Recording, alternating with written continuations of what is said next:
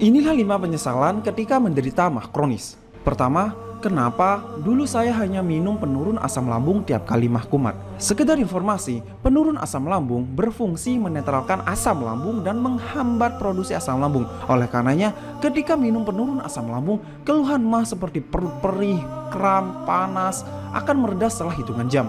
Tapi nanti kumat lagi, terus minum lagi, dan ini bolak-balik. Disinilah malapetaka dimulai.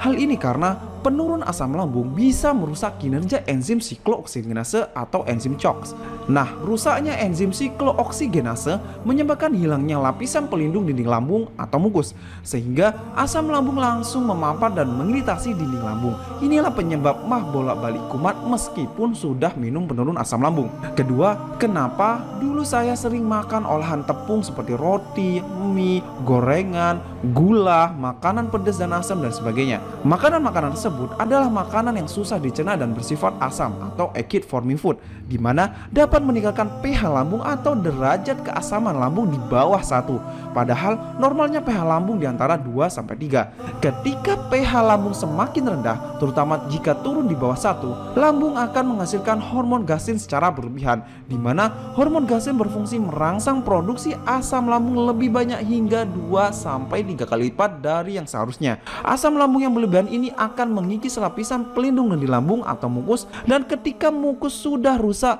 asam lambung akan langsung mengiritasi dinding lambung. Hal inilah penyebab lambung luka dan bocor. Yang ketiga, kenapa dulu saya sering melakukan kebiasaan memperparah MAH? Pertama, ada begadang. Hal ini karena malam hari organ pencernaan seharusnya istirahat, malah disuruh kerja paksa. Apalagi begadangnya nyemil gorengan, kopi, makan mie, udah pasti MAH-nya akan kumat. Selanjutnya langsung tidur setelah makan. Emang ini manyus. Namun yang punya MAH bisa berabe.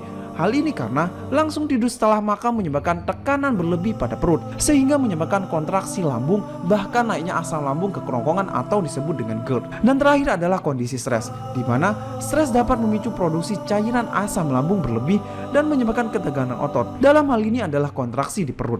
Yang keempat, kenapa dulu saya mengabaikan gejala awal MAH? Sebelum terjadi MAH kronis, sebenarnya tubuh sudah memberikan tanda atau peringatan, cuma kadang kitanya lah yang mengabaikannya. Gejala awal MAH seperti sering sendawa, perut kembung, nafsu makan menurun karena perut terasa sakit, mual atau muntah, di mana semua kondisi tersebut menandakan ada yang gak beres di lambung, terutama produksi asam lambung.